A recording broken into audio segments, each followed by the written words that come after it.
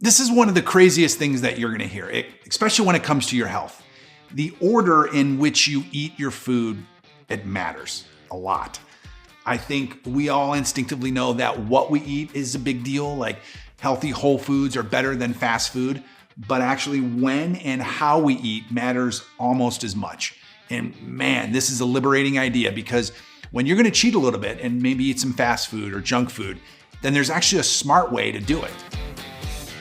And this is a totally liberating idea, because when you're going to cheat a little bit and you're going to eat some fast food or junk food, there's actually a smart way to do it.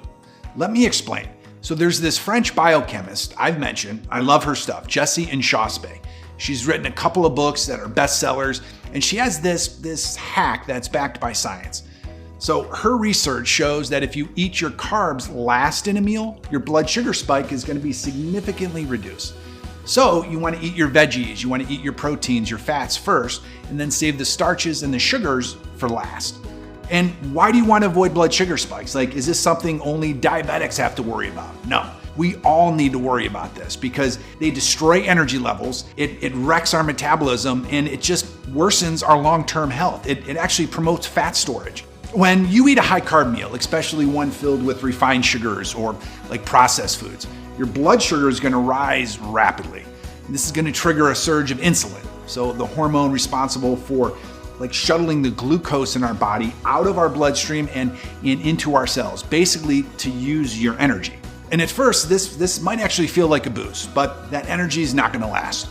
High insulin levels are going to cause this rapid drop in blood sugar. It's going to lead to a crash. It's fatigue, brain fog, cravings, and we're going to be hungry maybe an hour or two after we just ate. And it triggers this cycle that's just going to keep repeating itself throughout the day. It's going to leave us constantly searching for more food just to keep our energy levels up. And at a metabolic level, this blood sugar spikes are going to drive fat storage. So think of it like this: when insulin level is high, our body is going to prioritize storing excess glucose as fat rather than using it for fuel. And over time, this is going to lead to insulin resistance. This is when our cells become just less responsive to these insulin signals. This is one of the key drivers of weight gain. And if we look beyond metabolism, these blood sugar spikes are going to impact inflammation and aging. When we have chronically high glucose levels, it's going to damage the blood vessels. It's going to accelerate skin aging through a process called glycation. It's going to increase the risk of diseases like heart disease, Alzheimer's, and even cancer. But when we keep our blood sugar steady through just better food choices, by eating in the proper order and timing our food intake, you're going to get stable energy, better fat burning, fewer cravings, and improved long-term health. It's one of the simplest but most powerful ways to optimize how we feel every day.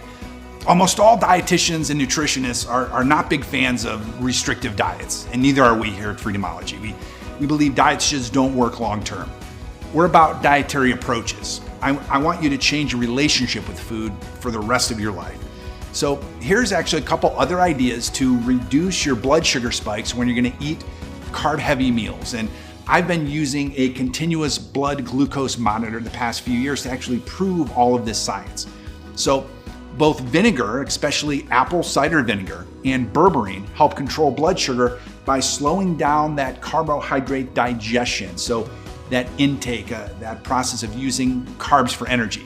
It's going to improve your insulin sensitivity, and it's just going to be powerful tools before you eat a carb-heavy meal. So the acetic acid in vinegar, it's going to work a few key ways. So number one, it slows down digestion. So it's going to reduce how quickly food leaves our stomach. It means that glucose is going to enter the bloodstream more gradually instead of causing this huge spike. Number two, it's going to lower blood sugar spikes. So studies show taking 1 to 2 tablespoons of apple cider vinegar before a meal can actually reduce post-blood meal sugar spikes by up to 45%.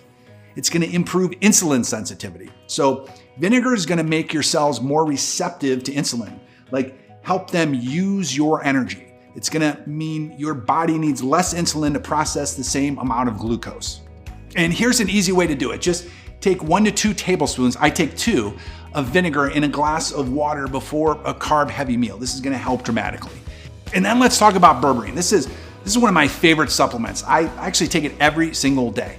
So berberine's a plant compound that's gonna act like metformin, which is a diabetes drug. So it's gonna do a few things. So it's gonna activate AMPK. So this is like our body's metabolic master switch. So this is gonna increase the glucose uptake into the muscles, meaning less glucose floating around in the bloodstream. It's gonna reduce sugar production in the liver. So this is gonna prevent excess glucose from being dumped into the bloodstream. It's gonna improve insulin sensitivity. So our cells are gonna become just more efficient at actually using the insulin, meaning it's gonna lower that post-meal blood sugar. So if you take 500 milligrams of berberine around 15 to 20 minutes before a carb-heavy meal, that's gonna be just what the doctor ordered. And timing doesn't just stop there. I think we've all heard that myth that we should stop eating 2 to 3 hours before bedtime, right? Well, that's actually not a myth, it's true. So our body actually slows down at night as part of this natural circadian rhythm. And the slowdown is essential. It's gonna shift our body from like all these energy consuming processes like digesting food and physical activity to more restorative processes, such as like repairing our muscles and even like memory consolidation. So eating right before bed is gonna interfere with this cycle. And because our metabolism is slower, it's actually turning way down, the calories that we consume are much more likely to be stored as fat rather than burned for energy. To me, these little life hacks have made all the difference. And I think the important thing for you right now is to take 1 or 2 of these ideas and start testing it in your life like right now.